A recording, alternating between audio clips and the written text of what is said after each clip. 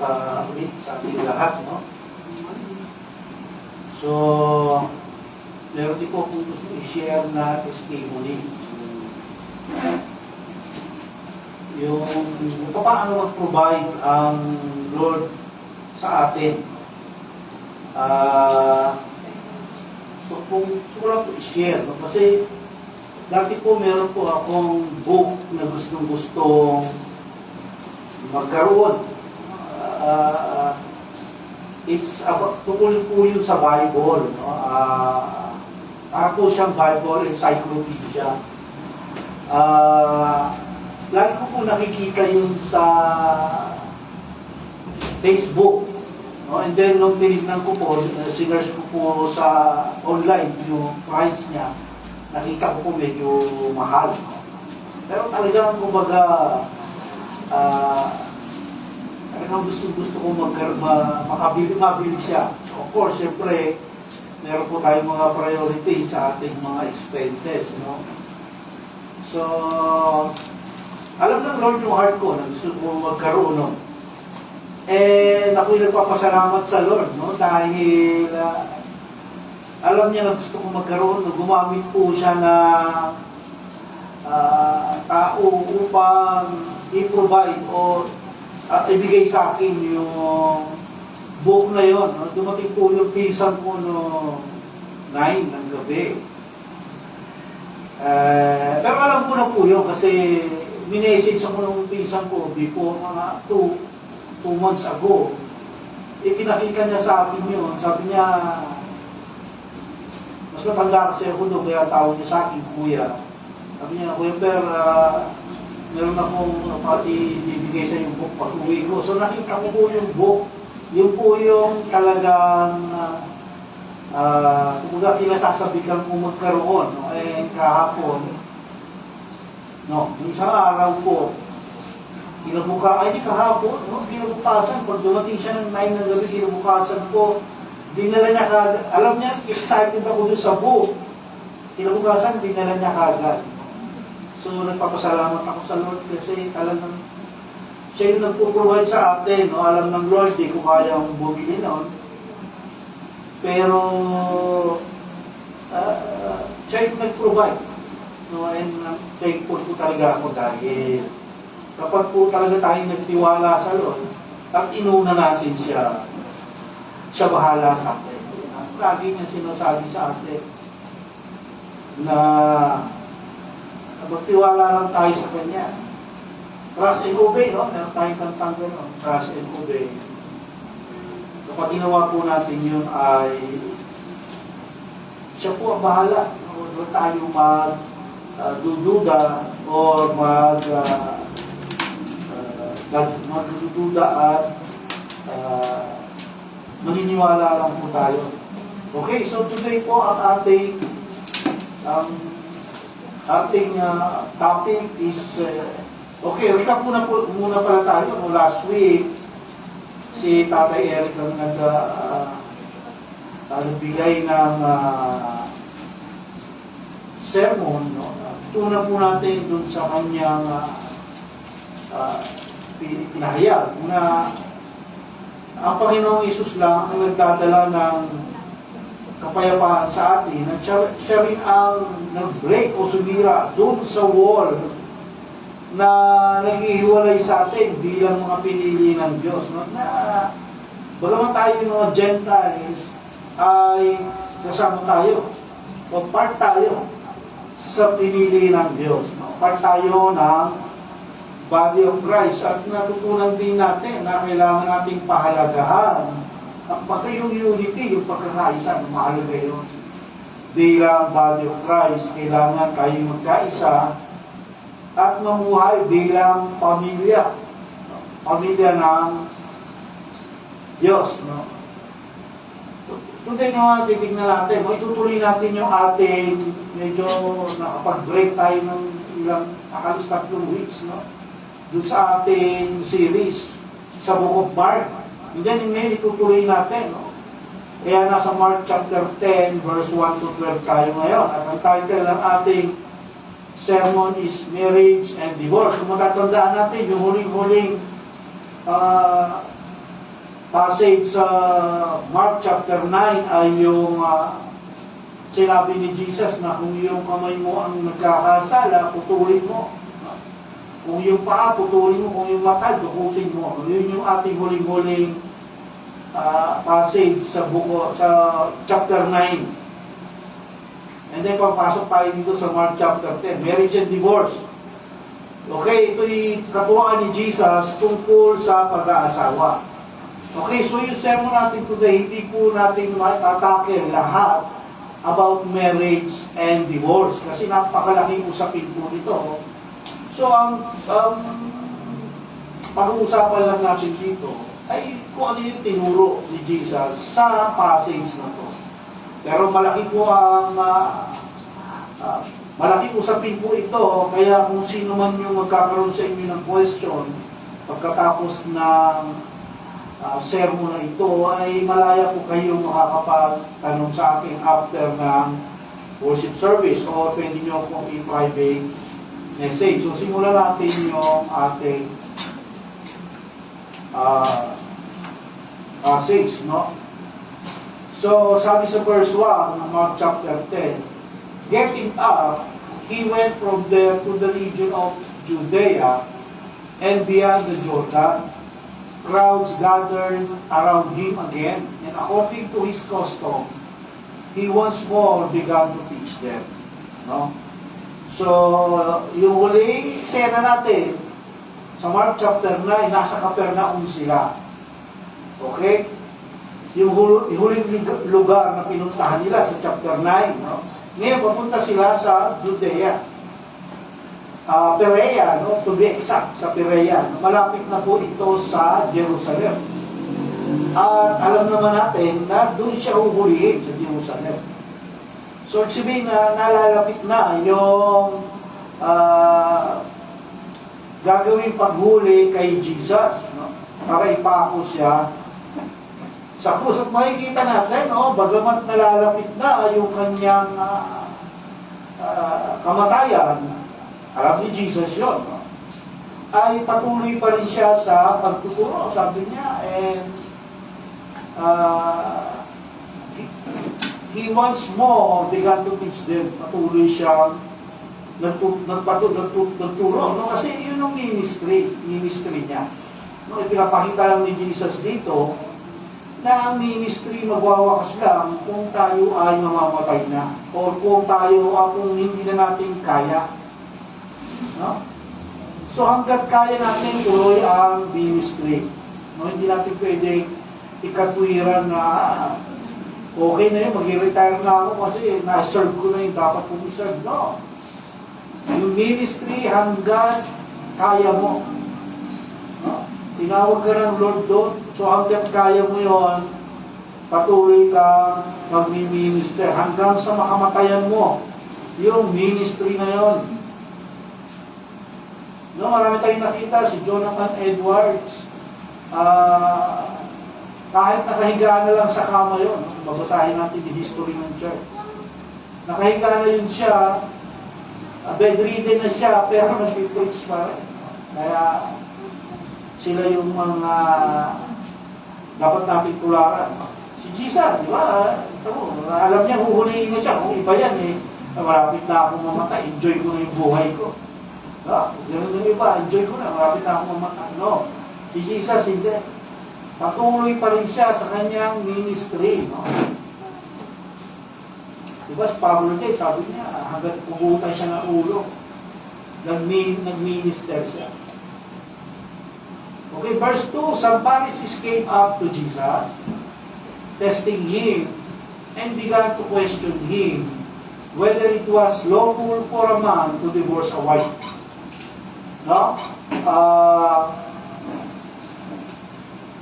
Yung mga Pariseo, tinesting si Jesus. No? At yung pag-testing na ito, ay para i-discredit siya o sirain siya. Yung pagkatao niya. No? Dahil threatened ang mga Pariseo, kasi patuloy na dumadami yung nasunod kay Jesus. Yung mga followers niya patuloy na dumadami, threatened yung mga Pariseo. Baka magkaroon ng kudeta. Yun ang iniisip nila, ay si Jesus baka magkudita. Eh ang tanong, tatanungin natin, bakit ito yung question na binato ng mga Pariseo kay Jesus? Whether it was lawful for a man to divorce a wife. Naalala niyo ba si Herod Antipas? Sino ba si Herod Antipas? Siya yung nagpapugot sa ulo ni JB, ni John the Baptist. No? Bakit niya pinapugutan ng ulo si JB? Kasi nirebuke siya ni JB dahil nakikiapid siya sa asawa ng kapatid niya. No? So, kaya ang mga ito mga Pariseo matatalino rin to, no? Kasi mga dalubhasa sabi nila, mga dalubhasa sila sa loob. No? Kaya desperate sila, no? Hindi nila kayang talunin si Jesus, no? Hindi nila mapabagsak si Jesus when it comes to theology. Well, natin ng theology, sabihin, knowledge about God. Theo is God, logi or logos is study. Okay? So, hindi nila kayang pabagsakin si Jesus when it comes to theology. So, pabagsakin na lang natin siya. Okay, nasa isip na nila. Pabagsakin na lang natin si Jesus politically. No? Kaya yan ang itinanong nila. Gusto nilang magkamali si Jesus. No? Para matulad si Jesus kay JB. No? Gusto nila ma-involve si Herod. No? Para matulad si Jesus kay JB. Hulihin at pugutan ng ulo. Ano ang plano nitong mga Pariseo na ito? Verse 3, and he answered and said to them, what did Moses command you? No? Ano ba ang utos ni Moses sa inyo? So yung sagot o yung response ni Jesus ay para i-counter yung kanilang maling interpretation sa Mosaic Law. Mosaic Law, yung kautusan talaga na ibinigay ng Diyos kay Moses. At yung mga idinagdag nilang oral law. No? Kasi, ang Diyos nagbigay ng written law kay Moses, sinulat lahat ni Moses yun. Yun yung Torah or Mosaic Law. And then, itong mga Pariseo, dinagdagan nila yon ng kanilang tinatawag na oral law. Kaya dumami yung kautusan nila, which is 613 lang dapat. Okay, so sa madaling salita, sa term natin sa panahon na ito, ang tawag dito, no, eisegesis versus exegesis. Okay? Eisegesis versus exegesis. Okay? Ano ba to? No? Medyo... Kaya ko lang sinabi to para malaman niyo yung pagkakaiba, no? So, eisegesis, ito yung binabasa yung scripture na stand-alone, nagbabasa ng Bible, isang verse lang ang babasahin, tapos ipapaliwanag. No? Eisegesis. Eisegesis. Ang tawag doon. No? Isang scripture lang babasahin, tapos ipapaliwanag niya, tapos kukuha ng verse sa ibang book, ikukunik-kunik niya. Ito yung ganito mag-interpret ang mga Pariseo. No? Yung mga Pariseo, ganyan sila mag-interpret. Eh ano naman yung exegesis? No? Exegesis naman, ganun yung ginagawa natin dito. Diba? Ngayon, ang ating passage is Mark chapter 10, verse 1 to 12. So, kinukuha natin yung buong passage para makita natin yung tinatawag natin context. Sabihin, para habang naaral natin yung mga verse, nakikita natin kung bakit sinabi yung verse na yun. So, galing salita, para makita tayo pag share tayo ng word, kasama yung context para malaman natin kung ano yung tunay na gusto talaga iparating nung sumulat sa atin. Okay. Kaya tinanong ni Jesus yan, what did Moses commanded you? Okay, so ito yung sinabi ni Moses. Verse 4 muna pala.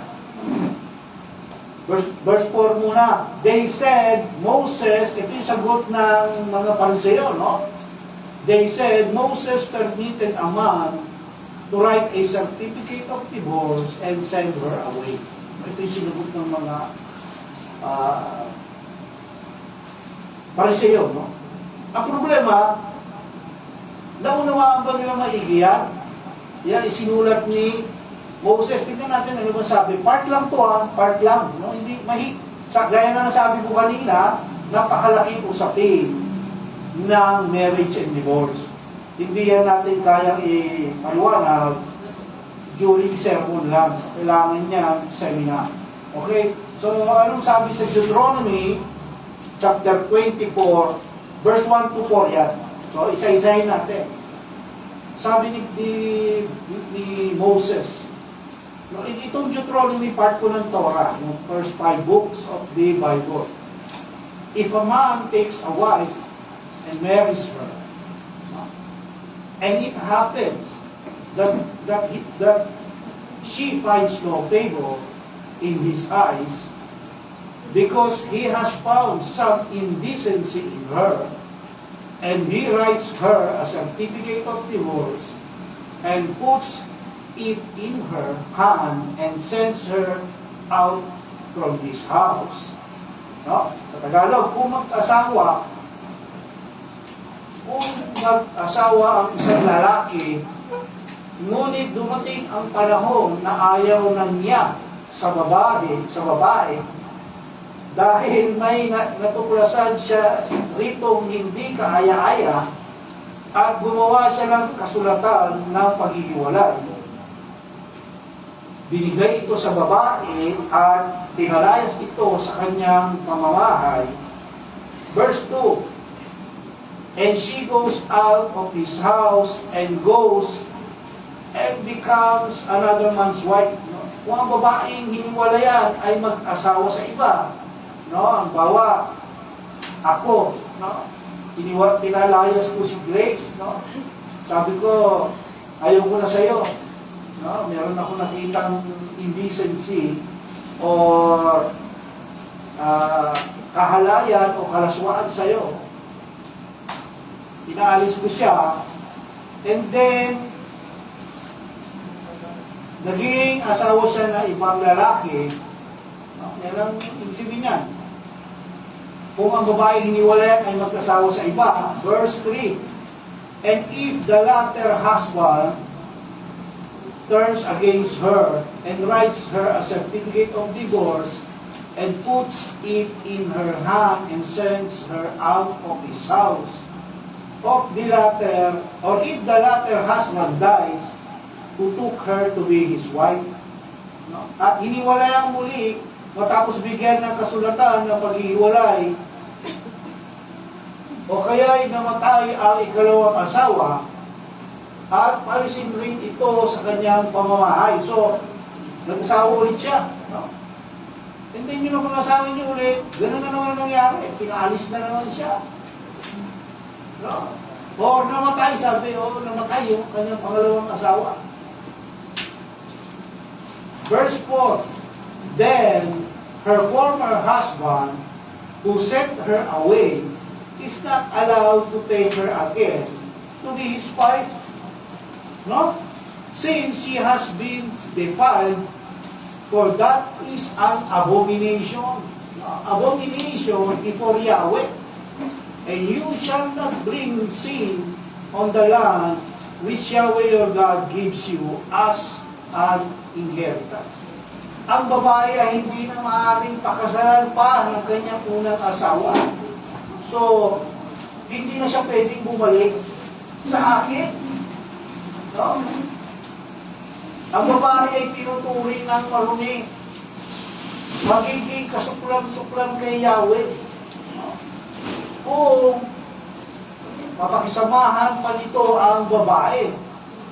No? hindi ninyo dapat duhisan ang lupain ibibigay niya sa inyo. Kaya nga yung pag-aasawa, hindi yan laro, pinag-iisipang maigi yan at pinagpaplanuhan maigi. Hindi yan pwede yung nag-asawa ko ulit, no? Tapos, ayoko na. Sawa na ako ito, balik ako sa dati ko. Asawa, hindi yun pwede. Ang sabi dito, abomination yun. Kasuklam-suklam sa Diyos. Yung babalikan mo, yung dati mo asawa. No? Ang tanong, binigyan ba ni Moses ng permission? Yung divorce? No? Ang sagot, yes. Binigyan, inalaw ni Moses yung divorce, pero may condition. No? Ito nga yung binabasa natin. Yung condition. At pwede lang, allowed lang, kung merong indecency nangyari. No? Pero, bagamat allowed, meron pa rin kasalanan. No? Divorce is a sin. Ano man ang dahilan niya? Meron pa rin kasalanan na ganap. No? Verse 5 ng ating Mark. But Jesus said to them, because of your hardness of heart, He wrote you this command. No? Kasi ang titigas ng ulo nyo. Kaya ito sinulat ni Moses. No? Ang titigas ng ulo nyo, sabi ni Jesus, na yung divorce hindi pwedeng resolbahin legally. No? Hindi pwedeng baguhin ng tao ang standards ng Diyos, na ginawa ng Diyos, no? Tulad ng kasal. Isa lang to, no? Sa mga standards na ginawa ng Diyos. Marami. No? Yung church, meron ding standard. No? Family, meron ding standard. No? Ano standard ng family? Sino ang head of the family? Lalaki. Hindi yan pwedeng baguhin ng tao. Hindi pwedeng babae ang maging head of the family. No? Kasi ngayon, may mga lalaking Andres Bisaya, no, yung nanay ang nagiging head. Tiklop yung tatay. So mali yun, no? Hindi yun ang standard ng Diyos. No? Kasi ang tao maraming standards ang Diyos na binabago ng tao. No? Itinitwist nila yung scripture para umayon sa kanilang gusto. No? Para ma-justify yung kanilang mga kasalanan. Para ma-justify yung kanilang lust. Para ma-justify yung kanilang disobedience. Sasabihin nila, hindi, ganito, pero may katwiran, no? Nagbibigay sila ng katwiran. No, but that is just it. Pag ganito ang standard ng Diyos, ganito dapat. Kapag disobey ka sa standard, sin. Kasalanan yun. Huwag mo nang i-depensa, kasalanan is kasalanan. No, kasi nakakalungkot kasi minsan ibang mga gumagawa pa nito, mga tinatawag nating mga pastor, no? Gumagawa rin ng mga ganito. No? Hindi, kadalasan kasi ang nag-twist mga pastor. Kasi sila yung nag-aaral ng scripture. Kaya nga sabi ni James, huwag mo na hanggang magturo kasi mabigat yung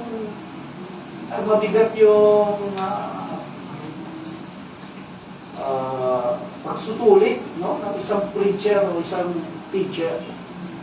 Kasi dahil nga sa gano'n, nag-twist yung salita ng Diyos, no? Design ng Diyos sa church. Tinitwist ng iba. No? Kaya nakakalungkot.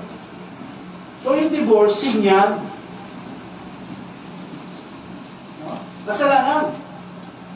At kaya isinulat ni Moses, binigay ni Moses yung kondisyon dito sa Deuteronomy chapter 24 dahil sa fallen condition of men.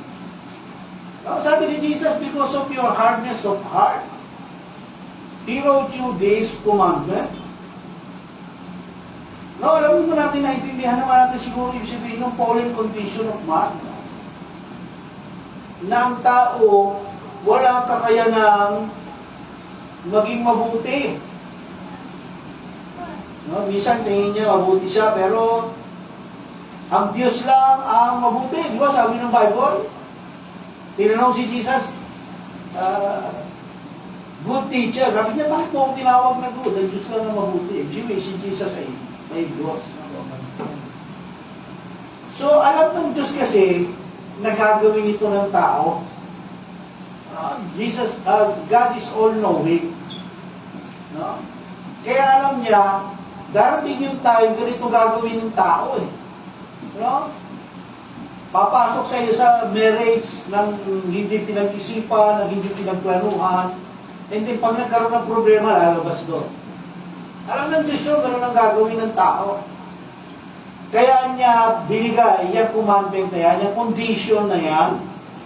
Bakit yan ibinigay ng Diyos? Para mabawasan yung damaging effect. No? Sa pamilya. Di ba, sino ba nagsasuffer pag nagkakaroon ng divorce? Yung mga anak. Diba? At kapag ka nagkaroon na ng divorce, tapos naghiwalay, no? Sino ba yung tinuturing na karumal-dumal? Yung babae, no? Kawawa din yung babae. No? Kasi kapag hiniwalayan na yan, wala rin siyang magawa. No? So, nilinawin natin, although inalaw ng Diyos yung divorce, hindi license to sin, ang divorce, kapag nakipag-divorce ang isang tao, he or she is committing a sin.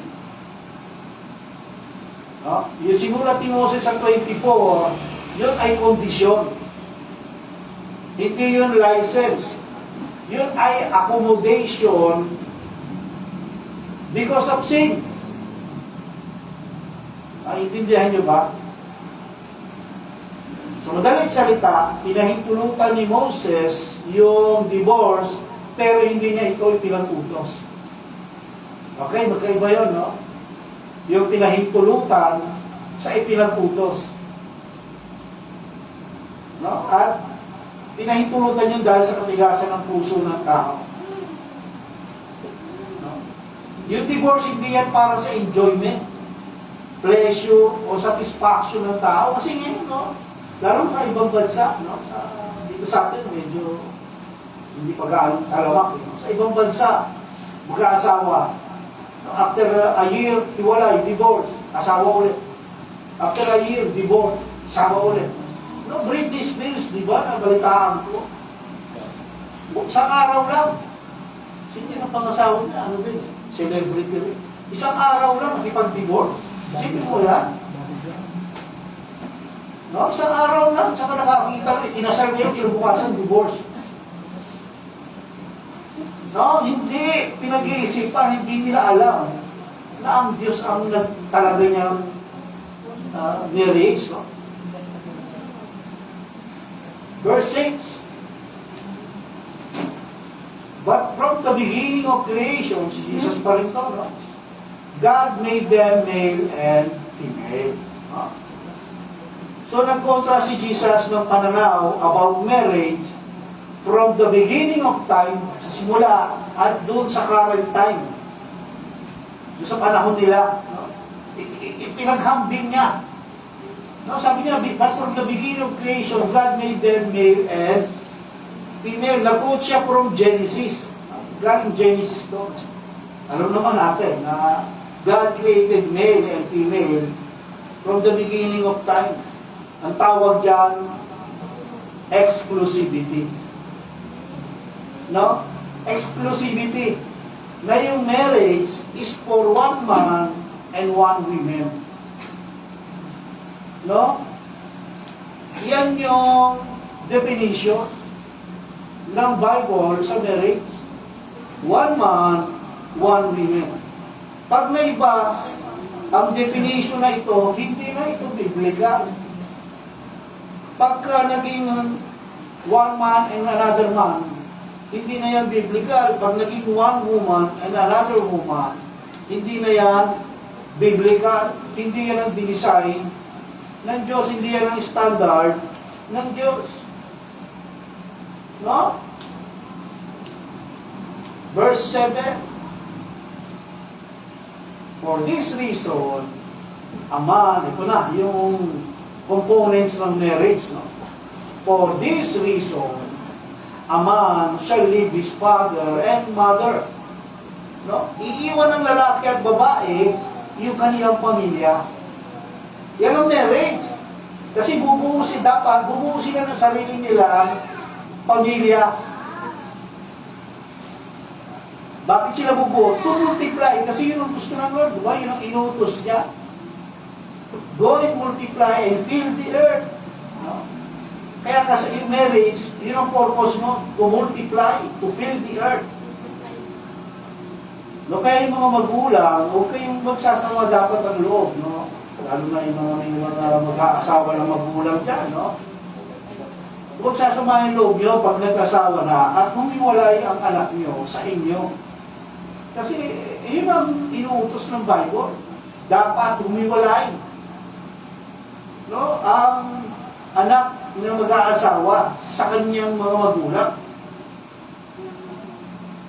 Kasi kapag hindi hiniwalay ang sa kanilang mga magulang, sasabihin natin, mahirap kasi buwan. No? Kaya yung iba nag-aasawa, nakapisan sa kanyang mga magulang. Ay, huwag ka mag-asawa. Ibig sabihin, hindi ka pa ready mag-asawa. No? Yung sinasabi ko, tinitwist yung standard. No? Katwira, sa hirap ng buhay. Kaya nakapisan kami sa aming mga magulang. So, ibig sabihin, hindi ka pa dapat pala nag-asawa, pero nag-asawa ka. Kasi yun ang standard ng Diyos eh. Yun ang sabi. A man shall leave his father and mother. No? Iiwanan dapat yan. To form a new family and multiply. No? Kaya yung mag-asawa na hindi pa humihiwalay sa kanilang pamilya, sa kanilang original family, hindi kompleto ang marriage noon. Hindi kompleto yung component. No? Kasi nakapisan pa sila sa kanilang mga magulang. Kumbaga, kulang. May kulang doon. May kulang. It's not sinning, hindi yung pagkakasala. No? Pero may kulang. Verse 8. Tandaan natin, hindi ako nagsasabi niya, si Jesus. Verse 8, sabi pa ni Jesus, and the two, man and woman, shall become one flesh. So they are no longer two, but one flesh. No? Ito yung intention ng Diyos sa mag-asawa. No? Ito yung intention ng Diyos sa mag-asawa. Inseparability. Hindi sila dapat maghiwalay kasi one flesh na. No? The two shall become one flesh. So they are no longer two, but one. No? Inseparable. You're reuniting the flesh. No? Yung flesh ng lalaki, nire-reunite. Ano ibig sabihin mo, Pastor? Di ba saan ba kinuha yung babae? Sa creation. Sa tadyag, di ba? Tadyag ng lalaki. No? Kaya kapag nag-asawa ang lalaki, kailangan ibalik yung babae. Kaya nagiging one. Kuha niyo ba? No, yung babae, kinuha sa tadyang ng lalaki. So kapag nag-asawa yung lalaki, kailangan ibalik yung kinuha sa tadyang niya. Yung babae, kailangan nilang maging isa. No? Intindihan nyo?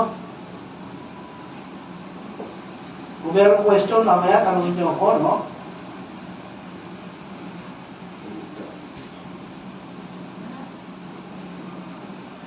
Verse 9, what therefore God has joined together, let no man separate.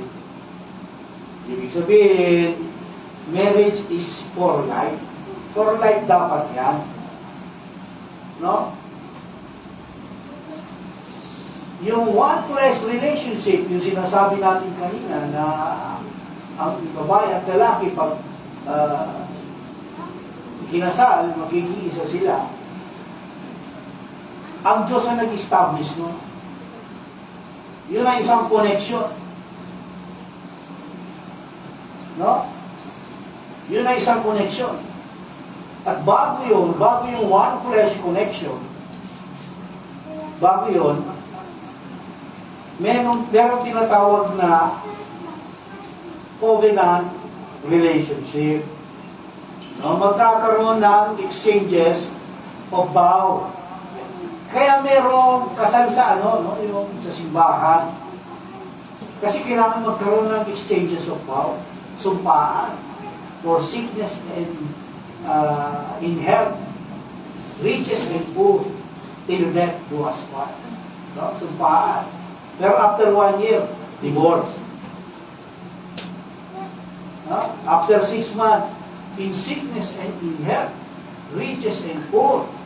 Ay, wala ka namang pera, iwanan na kita, sabi ng babae. Iiwanan na kita, wala ka ng pera eh. Kaya naman kita pinakasala kasi mayaman ka. Yun ba yung riches and poor?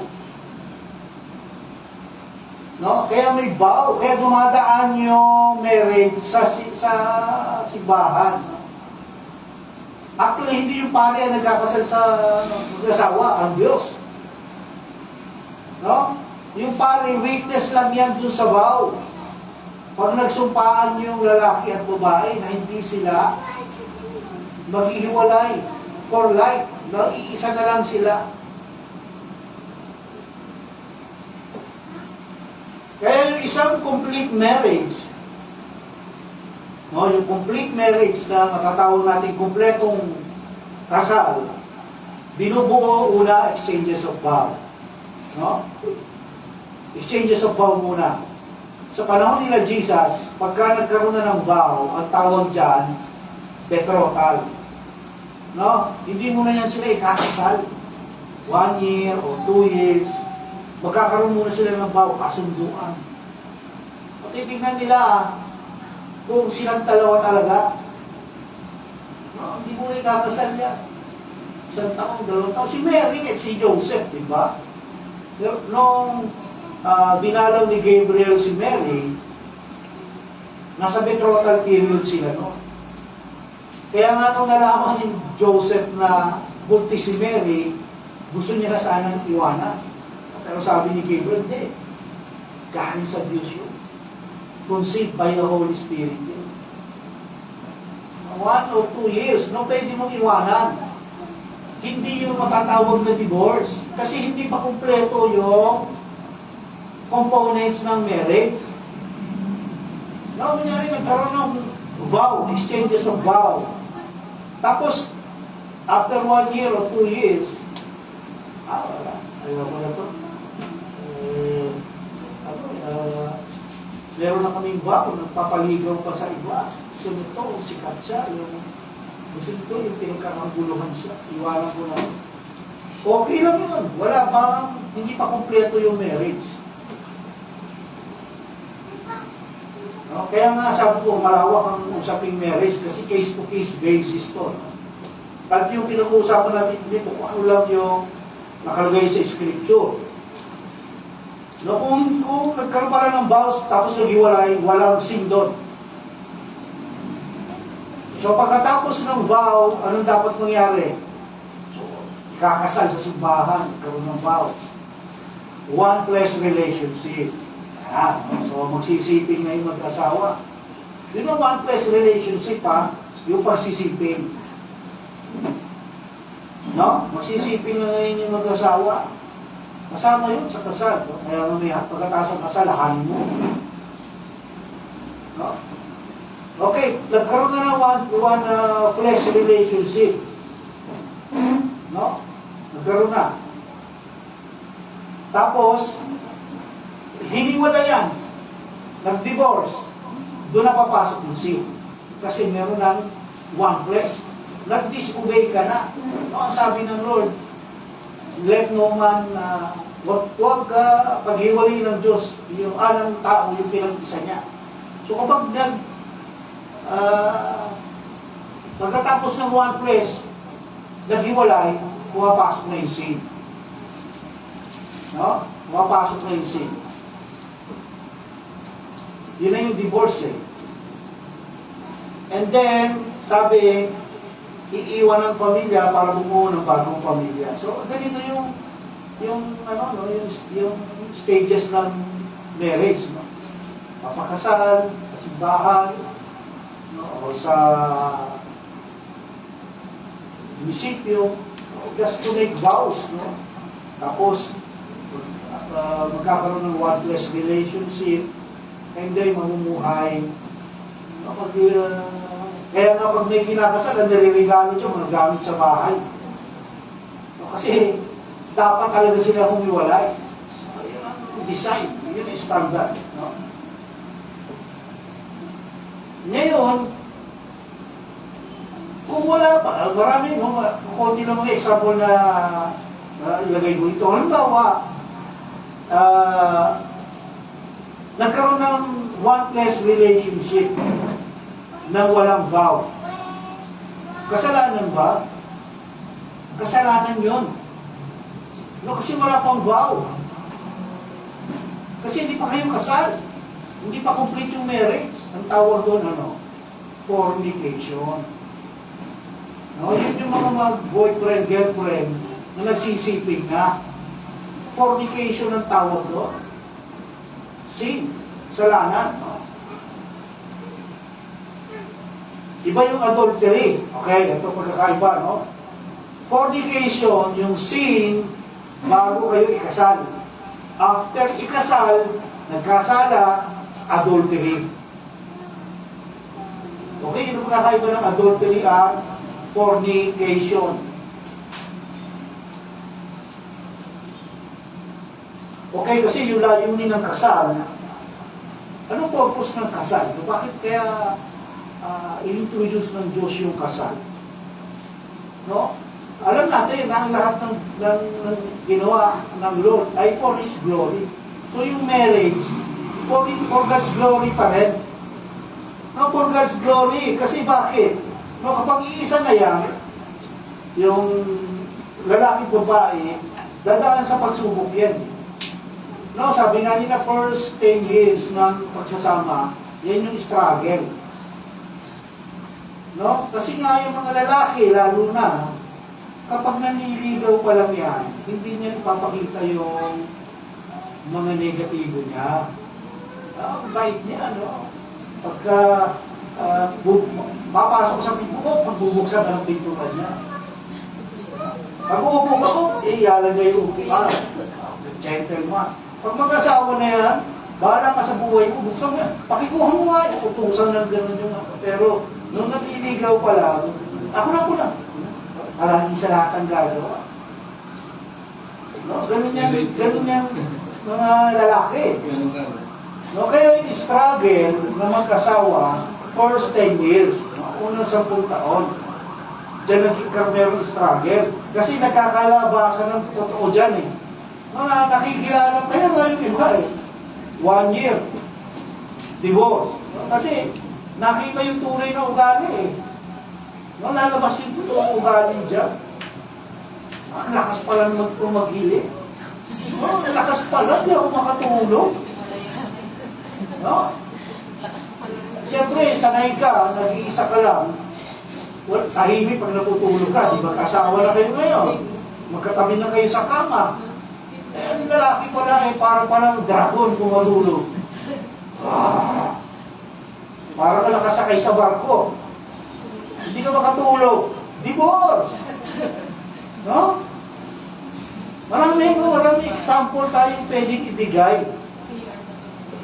No? Marami pa. Yung iba, hindi na natin na pwedeng magitin dito. No? Kaya, yun yung purpose. Nasa kabila nun, ang tunay na pinag-isa ng Diyos, ha? Take note, ang tunay na pinag-isa ng Diyos, sa kabila ng mga pagsubok, struggles, hindi yan maghihiwalay. Kasi, ang Lord ang mag-iisa sa kanila, no? Ipipreserve sila ng Lord. Kapag naghiwalay yan, ay, hindi yan sa Lord nagmula. Hindi Lord ang nagkasadya. Tao lang. Sila lang. No? Kasi bakit nahiwalay? Sabihin, nagkamali ang Lord? Never. No, hindi pwede magkamali ang Lord. No? Kaya nga nag-glorify ang Diyos sa mag-asawa, sa family. No, nag-glorify ang Diyos. No, tapos magkakaanak na yan. No? Siyempre, magkakaanak yan. So, yun ay gift from the Lord. No? Mag-glorify mo naman ang Lord dahil nagkaanak. No? Tapos, nagkaroon na apo, glorify din naman ang Lord. Kaya yung marriage is for God's glory. Ano? Of course, ang Diyos natin ay Diyos ng habag at biyaya. Ang tao, kaya nga, sabi ni Jesus kanina kasi sa tigas ng ulo niyo. Kaya kasi ang Diyos full of grace yan. No? Ang tao kasi nagkakamali. Likas sa atin yung magkamali, yung magkasala. Kaya salamat sa Lord, no, sa kanyang habag at biyaya. Dahil nagkaroon tayo ng kapatawaran sa mga kasalanan natin. Lalo na pagdating sa marriage. At hindi lang kapatawaran, no, ang ibinibigay ng Lord. Restoration. Pagkatapos niya patawarin, kine-restore kanya doon sa kasalanan na yun. Kaya upang maiwasan yung pagkakasala, no, lalo na sa mga youth natin, wala pang mga asawa yan sila, no? Dapat, bago ka magpakasal, dapat dadaan kayo sa wise counseling. Pinaghahandaan talaga yung pag-aasawa. To avoid sinning, at saka para hindi ka magsisi sa huli. Pinag-aaralan, kailangan nagpapakounsel kayo, no? Discipleship, kagaya ng paano ba talaga dapat magkaroon ng mag-asawa, disciple kayo. No, kasi kailangan natin ma-recognize yung seriousness ng marriage. No, hindi ito laro. No, hindi porkit meron na annulment ko sa Pilipinas, sa ibang bansa meron divorce. Hindi porkit meron ganyan, ay pagkalaruan natin yung asal. Kailangan natin malaman ano ba yung casualties ng divorce, no? Ano ba yung masamang ipinudulot niya? No, kaya yung divorce, extension niya ng God's grace. Dahil ang Diyos ay full of grace, inalaw niya yung divorce. Extension niya ng God's grace. Pero hindi porkit inalaw niya yan, gagamitin natin license yan to sin. No? Bagamat yan ay inalaw niya, once na ginawa ng tao yan, nagkukumit o nagkakasala pa rin yung tao. Okay? Naintindihan ba natin? Verse 10.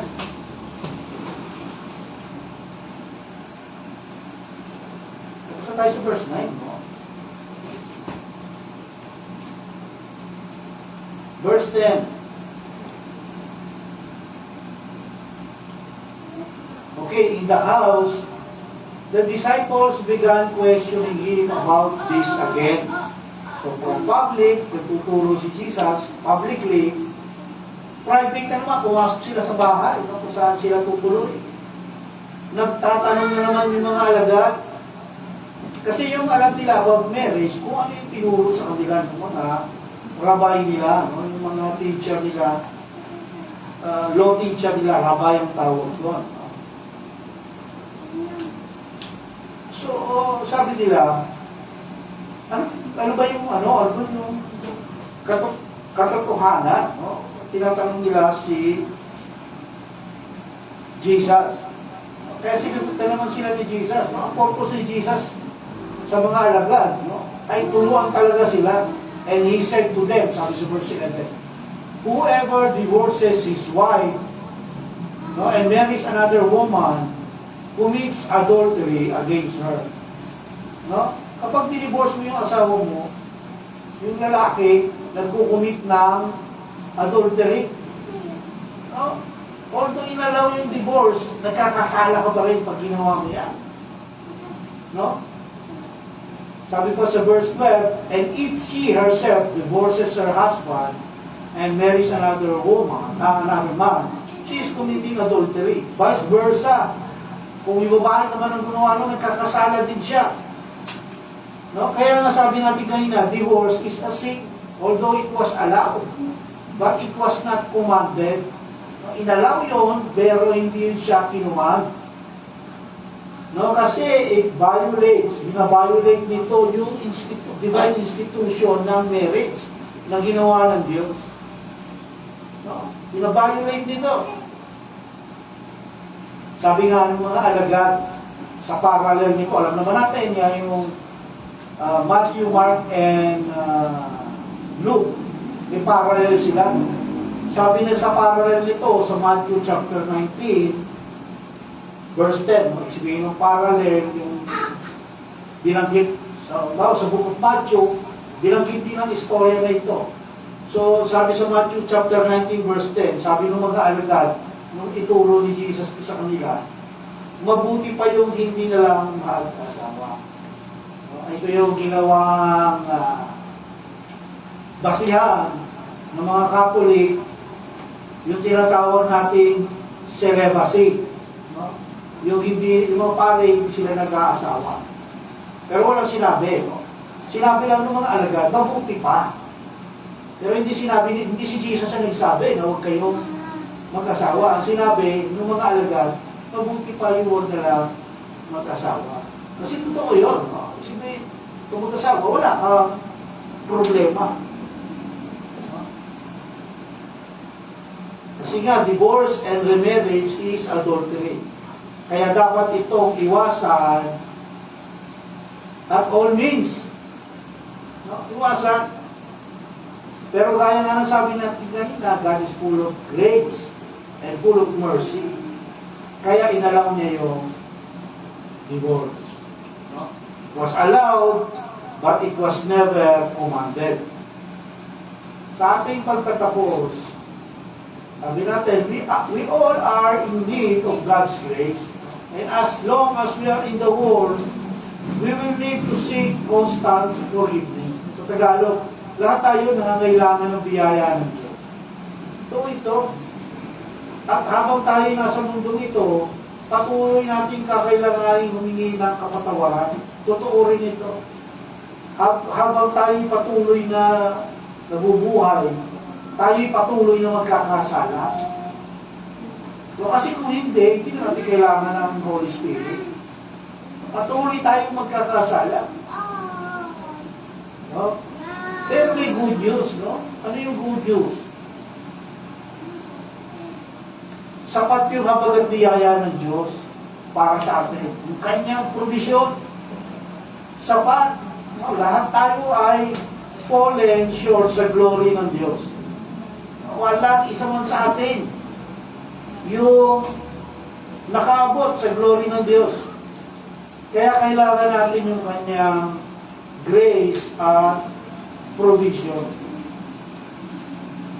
No? Pero, sa kabila ng falling condition natin, huwag naman natin i-compromise yung katotohanan, no?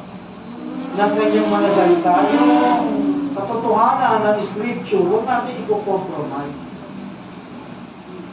No? Huwag natin kagaya mo, kaya lagi natin nilililaw natin, pinayata, inalaw yung divorce, but it was not commanded. Kapag nag-divorce ang isang tao, he or she is still committing a sin, kakasala pa rin.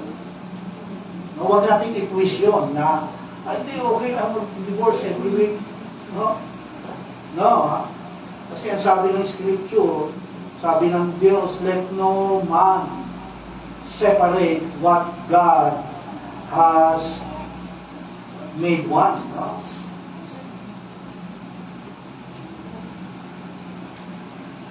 Huwag nating gawing license to sin.